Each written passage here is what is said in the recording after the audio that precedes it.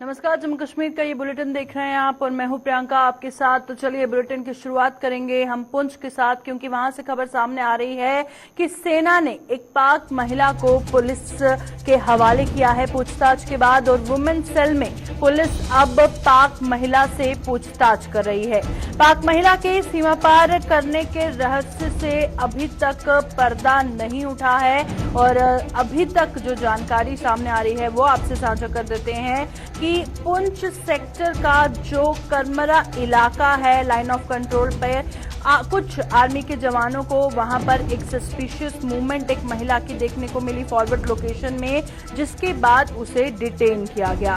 और joint team security forces की, army, police की पूछताछ कर रही है इसके साथ। और अभी तक जो आइडेंटिफिकेशन है वो भी पूरी तरह से इस महिला की नहीं हो पाई है। तो पुंछ से आ रही खबर से आपको रूबरू करवा रहे हैं, जहां पर एलओसी के पास एक महिला को मूवमेंट देखे जाने पर डिटेन किया गया है और उससे लगातार पूछताछ जारी है। वुमेन सेल में पुलिस अभी भी पाक महिला से पूछताछ कर रही है और पाक महिला के सीमा पार करने के रहस्य से अभी तक पर्दा नहीं उठा है। पूछताछ के बाद सेना ने पाक महिला को पुलिस के हवाले कर दिया था। तो तस्वीरें सीधा आप देख रहे हैं पुंछ से, जहां पर जो जॉइंट सिक्योरिटी फोर्सेस की टीम है उससे पूछताछ कर रही है। और वहीं पर बताया जा रहा है लाइन ऑफ कंट्रोल पुंछ का करमरा इलाका, जहां पर आर्मी ट्रूप्स ने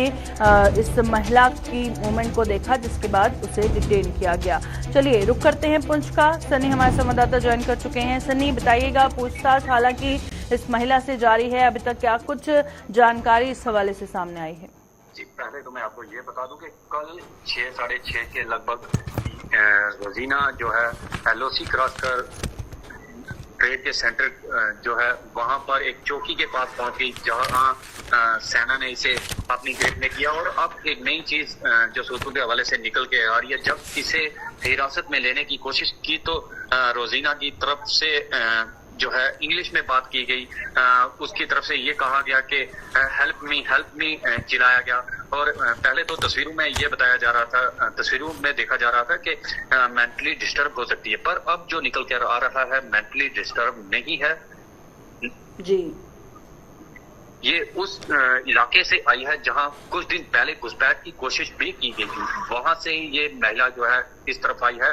और अब जो है इससे बड़े पैमाने पर पुंछ जो पुलिस स्टेशन है वहां इससे पूछताछ जो है सुबह से ही हो रही है। जी, अभी तक कुछ भी आइडेंटिफिकेशन नहीं हुआ है, नाम पता नहीं चला है, कुछ भी अभी तक सामने नहीं आया है। नाम तो रोजीना बताया जा रहा है, 46 साल 49 साल इसकी एज बताई जा रही है। और डॉक्टर ऑफ जो है वो भी इसका बताया जा रहा है कि मोहम्मद याकूब डॉक्टर ऑफ बताया जा रहा है। पर अभी उस तरह से छानबीन जो है वो चल रही है, अभी तक पूरी डिटेल जो है वो सामने निकल के नहीं आई है। जी बिल्कुल, शुक्रिया सनी ज्वाइन करने के लिए। तो पुंछ से हमारे संवाददाता सनी हमारे साथ ज्वाइन किए हुए थे और जिस तरह से वो जानकारी दे रहे थे कि नाम अभी तक पता चल पाया है इस महिला का, और एक मिडिल एज महिला बताई जा रही है। फिलहाल जो है यही बात सामने आई है कि मूवमेंट देखे जाने के बाद उसे डिटेन किया गया और सेना ने पूछताछ के बाद पुलिस के हवाले इस महिला को किया। पुंछ के बाद अब रुक करते हैं सांबा का, क्योंकि सांबा में अगर हम बात करें डेली वेजेस की स्ट्राइक की, तो आज 25वें दिन भी लगातार हड़ताल पीएचई डेली वेजरों की जारी है। और सरकार के रवैये को लेकर पीएचई डेली वेजरों में भारी रोष देखा जा रहा है। किसान आंदोलन की तर्ज पर आंदोलन करने की चेतावनी डेली वेजरों द्वारा दी जा रही है और पीएचई डेली वेजरों की जो मांगे हैं उसे लेकर आए दिन जो प्रदर्शन है डेली वेजर कर रहे हैं, उसके बावजूद भी अभी तक उनकी कोई भी सुनवाई नहीं हुई है, जिसके चलते उनका कहना है कि अब जिस तरह से किसान आंदोलन हुआ था उसकी तर्ज पर पीएचई डेली वेजर आंदोलन भी शुरू करेंगे और वो तब तक खत्म नहीं होगा जब तक उनकी मांगों को पूरा नहीं किया जाएगा। और हाल ही में हमने देखा था जब पीएचई डेली वेजरों ने जम्मू में भी स्ट्राइक की थी तो लोगों को भी काफ़ी परेशानियों का सामना करना पड़ा था। अब सांबा की अगर हम बात कर रहे हैं तो 25 दिन हो चुके हैं और आज 25वें दिन भी लगातार पीएचई डेली वेजरों की जो हड़ताल है वो जारी है। तस्वीरें सीधा सांबा से हम आपको दिखा रहे हैं, जहां पर आप देख सकते हैं पीएचई डेली वेजर नारेबाजी कर रहे हैं, सरकार से गुहार लगा रहे हैं, अपनी मांगों को लेकर बार बार प्रदर्शन कर रहे हैं। सीधा रुख करते हैं सांबा का। हमारे साथ हमारे संवाददाता ऋषि खजूरिया हमारे साथ ज्वाइन कर चुके हैं। ऋषि से जानेंगे कि फिलहाल जैसे इनका कहना है ये आंदोलन तब तक चलेगा जब तक इनकी मांगे पूरी नहीं होगी और किसान आंदोलन की तर्ज पर अब इनका आंदोलन शुरू होगा। तो ऋषि हमारे साथ ज्वाइन कर चुके हैं। ऋषि बताइएगा 25वां दिन हड़ताल का क्या कुछ इनका कहना है और इस हड़ताल से लोगों को किन परेशानियों का सामना करना पड़ रहा है? जी ऋषि।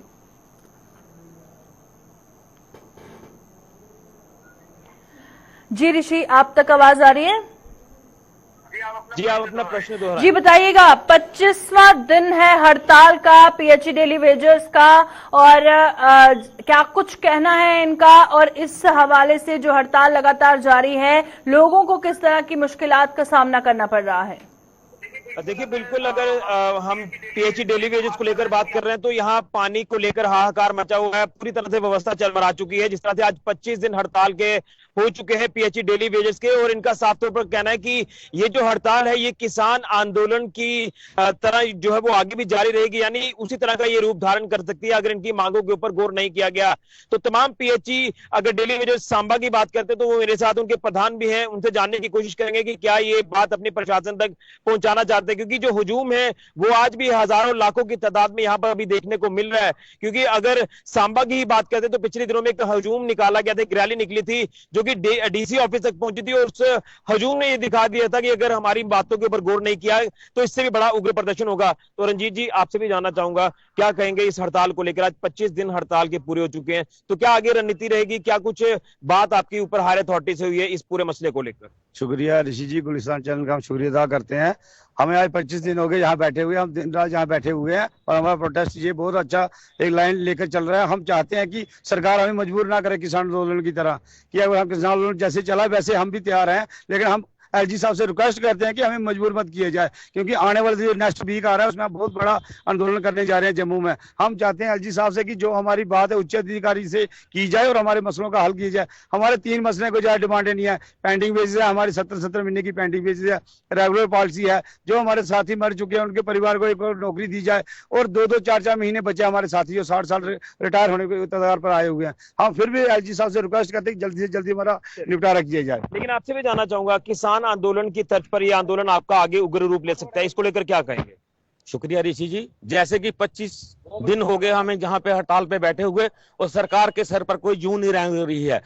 इस रवैये को देखकर हमने अब हम मन बना ली है और हमारी मीटिंग हो गई है। डोडा, किश्तवाड़, जोरी, रामबन जितना भी हमारे डिस्ट्रिक्ट है वो सभी से मीटिंग हो गई है। हम 20, 25, 30 हजार का जन सैलाब जो जम्मू में लाएंगे और ऐसा चौक को ढूंढेंगे कि वहां पे हम टेंट लगा लेंगे। जैसे कि दिल्ली में किसान आंदोलन हुआ था, वो जल्दी से जल्दी अब किसान आंदोलन का शुरू होने के लिए जा रहा है और ऐसा उग्र प्रदर्शन होगा कि इनके बस का नहीं होगा। हम एलजी साहब से ये रिक्वेस्ट करते हैं, हाथ जोड़कर विनती करते हैं कि जल्दी से जल्दी हमारा रेगुलेशन पॉलिसी लागू कीजिए। अगर आपने 5-6 दिन के अंदर हमारी रेगुलेशन पॉलिसी लागू नहीं की तो समझ लो कि किसान आंदोलन शुरू हो गया है। लेकिन किसी ने भी, कोई अधिकारी ने अभी तक आपका संज्ञान नहीं लिया? किसी अधिकारी ने हमारा कोई संज्ञान नहीं लिया, ना कोई हमें पूछने के लिए आया।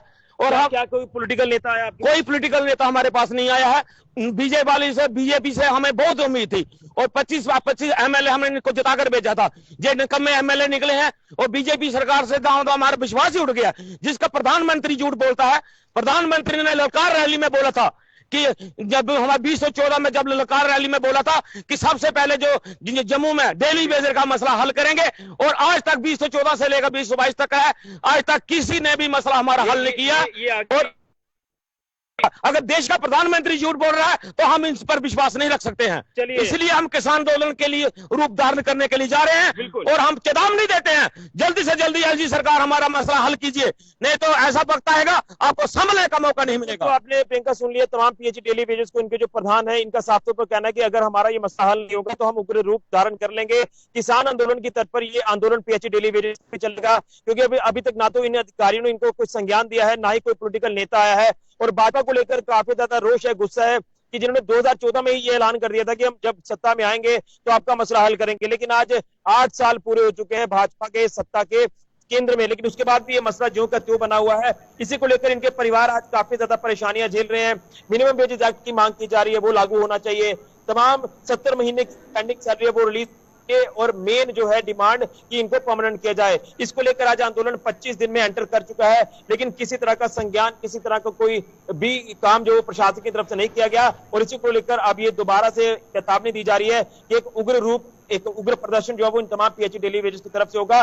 लेकिन कहीं ना कहीं ऐसे साथी हैं पीएचई डेली वेजेस जो रिटायरमेंट की कगार पर है, जो रिटायर हो चुके हैं, सरकार के घर से क्या लेते हैं, कुछ नहीं, उनके बच्चों का भी फ्यूचर डार्क है। इसी को लेकर मैं ऐसे चेहरे देखता हूँ और तमाम लोग जो भावुक हो जाते हैं कि आखिर किस तरह से अपने परिवार चला रहे हैं, क्या मजबूरी है प्रशासन की कि अभी तक इनकी और कोई भी ध्यान केंद्रित प्रशासन का नहीं हो पा रहा है। बिल्कुल, शुक्रिया ऋषि ज्वाइन करने के लिए। और ग्राउंड से आपने देखा हमारे संवाददाता ऋषि खजूरिया उनसे बातचीत कर रहे थे पीएचई डेली वेजेस से। उनका कहना था कि अब आने वाले दिनों में जो ये आंदोलन है उग्र रूप धारण करेगा, यानी कि तब तक इसी तरह से इनका प्रदर्शन जारी रहेगा जब तक इनकी मांगे सरकार सुन नहीं लेती। और अभी तक कोई भी इनकी सुनवाई करने नहीं आया है और ना ही इनकी मांगों पर अभी गौर किया गया है और ना ही किसी तरह का आश्वासन अभी तक इनको दिया गया है। तो चलिए अब बात करते हैं जम्मू की, क्योंकि जम्मू से जिस तरह से खबर सामने आ रही है कि एक नवजात का शव पाया गया है, जिसके बाद पूरे इलाके में हड़कंप मच गया है। आयुर्वेदिक अस्पताल के नजदीक शव मिला है नवजात का और मौके पर पुलिस पहुंची है और तहकीकात शुरू कर दी है। तो जम्मू से आ रही एक खबर से आपको रूबरू करवा रहे हैं, जहां पर बताया जा रहा है कि जम्मू में नवजात का शव मिलने से हड़कंप मच गया है और आयुर्वेदिक अस्पताल के नजदीक ये नवजात का शव मिला है। और साथ ही तस्वीरें भी इस वक्त आप अपनी स्क्रीन पर देख सकते हैं और मौके पर पुलिस पहुंची है और तहकीकात शुरू कर दी है। तो सीधा लाइव विजुअल्स इस वक्त हम आपको दिखा रहे हैं आयुर्वेदिक अस्पताल के बाहर से, जहां से ये खबर सामने आ रही है। रुक करते हैं, हमारे साथ जम्मू से हमारे संवाददाता अनिल ज्वाइन कर चुके हैं। अनिल, बताइएगा, नवजात का शव मिलने से वहां पर हड़कंप मचा है, तस्वीरें हम स्क्रीन पर हमारे दर्शकों को दिखा रहे हैं, जानकारी पहुंचाइएगा। देखिए, मैं आपको बताना चाहूंगा कि प्रियंका, अगर बात की जाए तो शिशु की, वो लगभग आप बताते चले कि अभी पुलिस ने पूरी तरह से तफ्तीश जो है वो जांच में जुट चुकी है और लगातार जांच करने की कोशिश की जा रही है। हालांकि फॉरेंसिक की टीम यहां पर पहुंची थी, हालांकि अभी थोड़ी देर यहां से उस नवजात शिशु का अगर जिक्र करते हैं, हालांकि अभी तक जो पुष्टि हुई है, हालांकि वो ये बताया जा रहा है कि वो लड़का है। उसको लेकर फॉरेंसिक की टीम जो है अब अस्पताल की तरफ जो है वो रवाना हो गई है। जम्मू के गवर्नमेंट मेडिकल कॉलेज का जिक्र करते हैं, ये वही रास्ता है जो यहाँ पर कुछ देर पहले यहाँ पर हड़कंप मचा और पुलिस को सूचित किया गया और पुलिस मौके पर पहुंची। और पुलिस मौके पर पहुंचने पर जो है उस नवजात शिशु का अगर जिक्र करते हैं तो आपने पहले भी देखा होगा कि इसी तरह का वाकया पुरानी मंडी में भी नजर आया था और इसी के बाद अखनूर में भी इसी तरह से वाकया जो है वो सामने नजर आया था। और आज एक बार फिर से पवित्र रिश्ते का, माँ बाप के जो पवित्र रिश्ता होता है वो तार तार होता हुआ नजर आया है। और एक झकझोरने वाली जो है वो जम्मू से तस्वीर नजर आई है।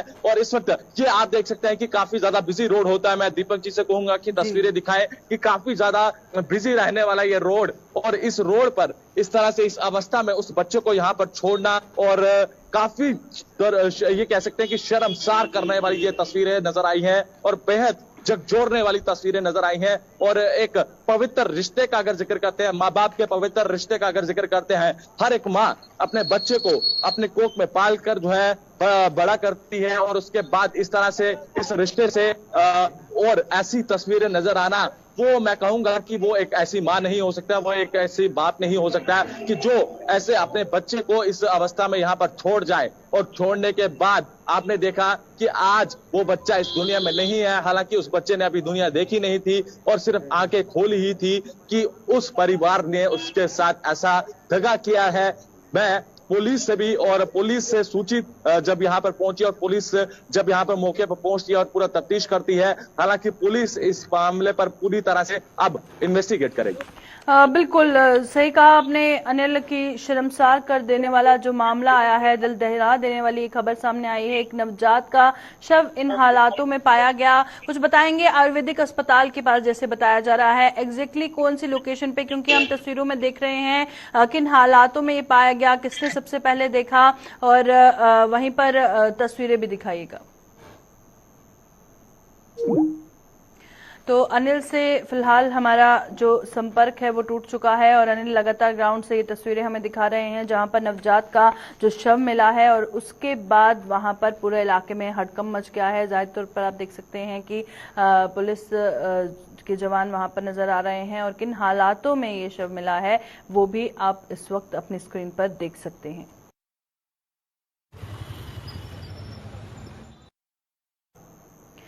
तो चलिए अब बात करते हैं जिस तरह से अनब्रांडेड जितने भी अनाज हैं उन पर जीएसटी लगाया गया है, उस पर व्यापारियों की नाराजगी साफ तौर पर देखने को मिल रही है। नाराज जो जम्मू के व्यापारी हैं वो सरकार के इस फैसले से खुश नहीं हैं और इस फैसले का विरोध जता रहे हैं। अनब्रांडेड अनाज पर जीएसटी लगाने से जो व्यापारी हैं वो काफी नाराज हैं और वेयर हाउस थोक मंडी के व्यापारियों ने विरोध प्रदर्शन किया है। और जिस तरह से सरकार का हाल ही में फैसला सामने आया था जिसको लेकर बताया गया था कि जो अनब्रांडेड अनाज है उस पर जीएसटी लगाया जाएगा, जिससे आप साफ तौर पर तस्वीरों में भी देख सकते हैं जो व्यापारी हैं, जम्मू के तमाम व्यापारी इससे काफी इस फैसले से खफा नजर आ रहे हैं और लगातार इस पर जो है आवाज उठा रहे हैं। तस्वीरें आप देख रहे हैं, सारे व्यापारी एक साथ हुए हैं और सरकार के इस फैसले का विरोध जता रहे हैं। और वहीं पर वेयर हाउस थोक मंडी के व्यापारियों का विरोध प्रदर्शन इस वक्त आप देख रहे हैं जहां पर वेयर हाउस के तमाम व्यापारी इकट्ठे हुए हैं और सरकार के खिलाफ नारेबाजी करते हुए नजर आ रहे हैं। वहीं पर अब जबकि अनब्रांडेड अनाज पर जीएसटी लगाने का फैसला सरकार ने कर दिया है, उसके बाद इनका कहना है कि उसे हटाया जाए क्योंकि ये बिल्कुल भी जायज नहीं है। तो क्या कुछ और कहना है इन व्यापारियों का, जानेंगे। रितिका हमारी संवाददाता जम्मू से ज्वाइन कर चुकी हैं। रितिका, बताइएगा अनब्रांडेड अनाज पर जीएसटी को लेकर जो हल्ला बोल ये कर रहे हैं व्यापारी, क्या कुछ कहना है इनका?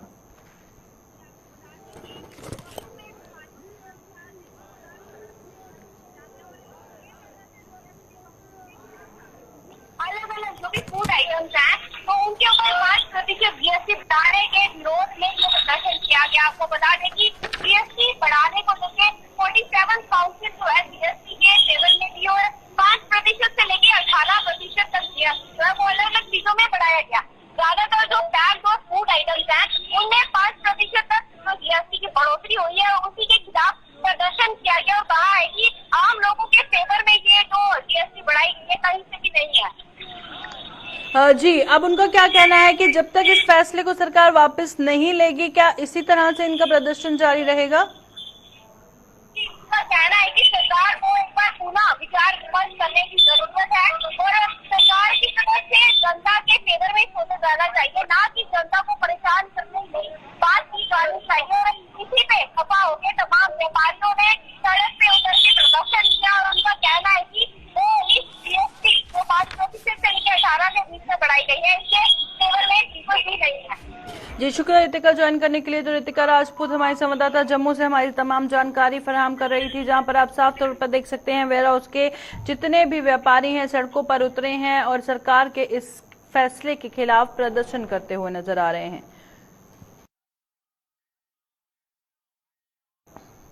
तो चलिए अब बात करते हैं मचेल यात्रा की, क्योंकि जैसे अमरनाथ यात्रा के लिए श्रद्धालुओं को उत्साह रहता है, वैसे ही मचेल यात्रा के लिए भी बेसब्री से जो श्रद्धालु हैं माता रानी के दर्शन करने के लिए उत्सुक हैं। और किश्तवाड़ प्रशासन ने इसके चलते मचेल यात्रा की तैयारियां शुरू कर दी हैं और डीसी ने अधिकारियों और विभिन्न संस्थाओं से बैठक की है तैयारियां मुकम्मल करने के हवाले से, और यात्रियों की सुविधा व सुरक्षा व्यवस्था को लेकर चर्चा की जा रही है। तो किश्तवाड़ प्रशासन ने मचेल यात्रा की जो तैयारियां हैं शुरू कर दी हैं और बेसब्री से इंतजार भी है श्रद्धालुओं को, क्योंकि मचेल यात्रा जब भी शुरू होती है तो हर कोई उत्सुक होता है, खुश होता है, इंतजार करता है कि कब उन्हें माता रानी के दर्शन हो जाएंगे। और आप साफ तौर पर तस्वीरों में भी देख सकते हैं डीसी ने किस तरह से अधिकारियों और विभिन्न संस्थाओं हैं उन संस्था हैं उनके साथ बैठक कर इसकी तैयारियों के बारे में चर्चा की है। और तैयारियां हालांकि शुरू हो चुकी हैं और जो यात्री हैं उनकी सुविधा और सुरक्षा व्यवस्था को लेकर चर्चा की जा रही है। तो चलिए रुक करते हैं किश्तवाड़ से हमारे संवाददाता अजय शान हमारे साथ लाइव ज्वाइन कर चुके हैं। अजय शान, बताइएगा, मचेल यात्रा शुरू होने वाली है, उसको लेकर तैयारियां शुरू कर दी गई हैं और क्या कुछ इस हवाले से जानकारी है? देखिए, आज भी मचेल यात्रा के प्रबंधों को लेकर जो तैयारियां की गई हैं उसको जो समाज के एक डिफरेंट संगठन थे, सनातन धर्म सभा था या दूसरे धार्मिक संगठन थे, उनके मीटिंग जिला प्रशासन ने बुलाई। इसमें यह बताया गया है कि 25 तारीख को की यात्रा शुरू होगी, 25 जुलाई को, और जो दूसरे कार्यक्रम है चाहे लंगर की बात हो या दूसरे व्यवस्था की बात हो तो उनको लेकर सब तैयारियां कर दी गई हैं। हालांकि प्रशासन ने समाज की तरफ से कुछ सजेशन भी मांगी जिनको उन्होंने कहा है कि ऑलरेडी हम इन पर काम कर रहे हैं, और कुछ नए सुझाव भी दिए गए हैं जिसमें पानी की व्यवस्था, रहने की व्यवस्था, टॉयलेट की व्यवस्था और यातायात को सुचारू रूप से चलाने की बात थी। तो वो सारी बातें डिस्कस हुई हैं। तो कहीं ना कहीं प्रशासन 25 जुलाई से जो यात्रा है उसको शुरू करने के लिए पूरी तरह से तैयार है। जी बिल्कुल, शुक्रिया अजय ज्वाइन करने के लिए। मचेल यात्रा के हवाले से अजय शान किश्तवाड़ से हमें जानकारी दे रहे थे कि तैयारियां जो हैं शुरू कर दी गई हैं और मुमकिन प्रयास किया जा रहा है तैयारियों को मुकम्मल किस तरह से किया जाए। बैठकों का दौर लगातार जारी है जो साफ तौर पर इस वक्त आप तस्वीरों में भी देख सकते हैं। तो चलिए अब रुक करते हैं गुलमर्ग का, क्योंकि गुलमर्ग जो वर्ल्ड वाइड एक फेमस टूरिस्ट डेस्टिनेशन है, वहां पर प्लास्टिक मुक्त गुलमर्ग बनाने के लिए एक अभियान शुरू किया गया है और गुलमर्ग केबल कार कॉरपोरेशन ने ये मुहिम शुरू की है और 5 दिनों तक गुलमर्ग में ये विशेष अभियान जारी रहेगा। तो कोशिशें की जा रही हैं कि गुलमर्ग, जहां पर काफी लोग घूमने के लिए आते हैं और इस बार तो रिकॉर्ड तोड़ टूरिस्ट का इनफ्लो वहां पर देखने को मिला है, अब उसी टूरिस्ट डेस्टिनेशन को प्लास्टिक मुक्त बनाया जाएगा, जो कि एक अहम कदम है। और गुलमर्ग केबल कार कॉरपोरेशन ने ये मुहिम शुरू की है और ये जो विशेष अभियान है 5 दिनों तक गुलमर्ग में जारी रहेगा, जिसमें लोगों का भी सहयोग चाहिए और तमाम जो लोग इस अभियान से जुड़े हुए हैं वो भी कोशिशें कर रहे हैं कि लोगों में जागरूकता हो इस हवाले से। तस्वीरें भी आप साफ तौर पर देख सकते हैं कि कैसे प्लास्टिक मुक्त गुलमर्ग बनाने की कोशिशें की जा रही है। कहीं पर भी प्लास्टिक है इसे इकट्ठा किया जा रहा है और जो खूबसूरती है गुलमर्ग की, हर कोई जानता है कि कितनी खूबसूरत ये जगह है और उसके बाद इसको एनवायरनमेंट फ्रेंडली बनाने के लिए हर मुमकिन प्रयास किए जा रहे हैं और काफी ज्यादा लोग जो हैं इस अभियान से जुड़े हुए हैं जो गुलमर्ग को प्लास्टिक मुक्त बनाने की कोशिशें कर रहे हैं। हालांकि 5 दिनों तक गुलमर्ग में ये अभियान जारी रहेगा और इसके बाद भी लोगों को चाहिए कि इस बात को समझे और पूरा सहयोग दे ताकि गुलमर्ग को जल्द से जल्द प्लास्टिक मुक्त बनाया जाए। तो चलिए रुक करते हैं गुलमर्ग का, हमारे संवाददाता इशफाक डार हैं हमारे साथ। इशफाक, बहुत जरूरी है ये करना, बहुत अहम कदम हम मानेंगे प्लास्टिक मुक्त बनाने के लिए जो गुलमर्ग को कोशिशें की जा रही हैं, इसी के चलते जागरूकता फैलाना बहुत जरूरी है। तो लोग जो गुलमर्ग के हैं क्या वो समझ पा रहे हैं कि इसके बाद भी, हालांकि अभियान 5 दिन का है, इसके बाद भी उन्हें समझने की जरूरत है कि कैसे उसे जो है गुलमर्ग को एनवायरनमेंट फ्रेंडली रखना है? जी बिल्कुल प्रियंका जी, जिस तरह से हम महकमा सयाहत की बात करें, महकमा सयाहत ने इससे पहले भी कई गुलमर्ग में कई अभियान चलाए हैं सफाई अभियान। लेकिन आज जो स्नोमोबाइल स्टेशन गुलमर्ग है और यहाँ पर केबल कार के एमडी जो है और यहाँ पर जो जितने भी केबल कार के जो अफसरान है वो आज पहली बार जो है गुलमर्ग में इस तरह की जो ड्राइव वे करते हुए नजर आए। लेकिन जिस तरह से यहाँ के मकामी नौजवान की बात करें, हम बार बार ये कहते हैं कि सेहत इम्काम गुलमर्ग में यहाँ के जो 80% जो नौजवान है उनका रोजगार जो है गुलमर्ग से ही जुड़ा हुआ। लेकिन सेहत इम्काम गुलमर्ग में जो पिछले लगातार कई दिनों से सोशल मीडिया पे जो तस्वीर अपलोड की जाती थी कि सेहत इम्काम गुलमर्ग के ऊपरी एरिया में जिसे फर्स्ट फेज और सेकंड फेज के नाम से जाना जाता है, वहां पर काफी तादाद में जो कूड़ा कचरा वो वहां पर मौजूद था। और आज यहाँ के युवाओं ने ये मुनासिब समझा कि यहाँ वॉलंटियर जो स्नोमोबाइल स्टेशन है और एमडी केबल कार ने वादे तौर इनका साथ निभाते हुए सयाहती मुकाम गुलमर्ग में जो है 5 रोजा जो है सफाई अभियान की जो शुरुआत की है। लेकिन आपने सही कहा, जिस तरह से ये अभियान चलाया जाता है ये 5 रोज के लिए नहीं, जिस तरह से एमडी केबल कार ने भी कहा है कि मकामी लोगों के जो मुख्तलिफ ऑर्गेनाइजेशन है, मुख्तलिफ स्टेशन यहाँ पर स्नोमोबाइल स्टेशन है, सिकी स्टेशन हो, गाइड स्टेशन हो, वो भी अब आने वाले दिनों में इस तरह के जो कार्य जो है इसमें हाथ बढ़ाएंगे और सेहत इम्काम गुलमर्ग को न सिर्फ पॉलिथीन बल्कि प्लास्टिक फ्री भी अब बनाया जाएगा, ताकि जो बाहर से यहाँ पर पब्लिक है उनको यहाँ पर जो है यहाँ की ग्रीनरी जो है और यहाँ का फ्रेंडली माहौल जो है इसमें यहाँ पर उनको जो अच्छी जो वातावरण है वो देखने को मिले। बिल्कुल। और आखिर में यही सवाल आपसे रहेगा इशफाक की जहां पर जो वहां के लोकल्स हैं उनको भी ये बात समझने की जरूरत है, जो टूरिस्ट वहां पर आते हैं उनको भी बात समझने की जरूरत है कि गुलमर्ग की खूबसूरती इसी तरह से बनी रहे। तो जैसे प्लास्टिक की बॉटल्स फेंकी जाती हैं टूरिस्ट के द्वारा भी, तो उन सभी को सिर्फ 5 दिनों तक ये सीमित ना रह के टाइम टू टाइम उनको भी बताया जाए, लोकल्स को भी बताया जाए, टूरिस्ट को भी बताया जाए। जी बिल्कुल। अब जिस तरह से इंतजाम ने भी फैसला लिया, कि मकामी स्टेशन है वो अब इस मुहिम में जुट चुके हैं। लेकिन अब जैसे सरकारी तौर भी अब इसकी पुष्टि हो गई है कि अब यहाँ पर बादल तो जो साइनेज है वो यहाँ पर लगेंगे और जो मकामी गाइड्स हैं उनकी तरफ से अभियान चलाया जाएगा। जब सेहत इम्काम गुलमर्ग की तरफ से एंट्री करेगा उनको पहले समझाया जाएगा कि यहाँ पर पॉलिथीन और प्लास्टिक को जो है यहाँ पर यूज नहीं किया जाएगा। अगर उनके साथ में कोई प्लास्टिक या पॉलिथीन है वो साथ में लेके उसको वापस ले जाने के टंगमर्ग में, और जहाँ पर डंपिंग साइड से या पॉलिथीन जो है उस साइड से इस्तेमाल करें, जहाँ पर इस पॉलिथीन को जो क्या सरकारी अहकाम की साधन हुए कि पूरी वादी के जितने भी सयाहती मुकाम है जहाँ पर मुल्क भर में जो मुहिम चलाई जाएगी कि पूरे पॉलिथीन फ्री और जाने की प्लास्टिक फ्री वादी कश्मीर को बनाया जाएगा। लेकिन सयाहती एतबार से काफी मशहूर सयाहती मुकाम गुलमर्ग, स्नानस्थल या जो है या वाटरफॉल जो यहाँ पर रंगमर्ग जो है, अब यहाँ पर भी मुकम्मल तौर जो है कि आने वाले दिनों में यह अभियान चलाया जाएगा और पॉलिथीन और प्लास्टिक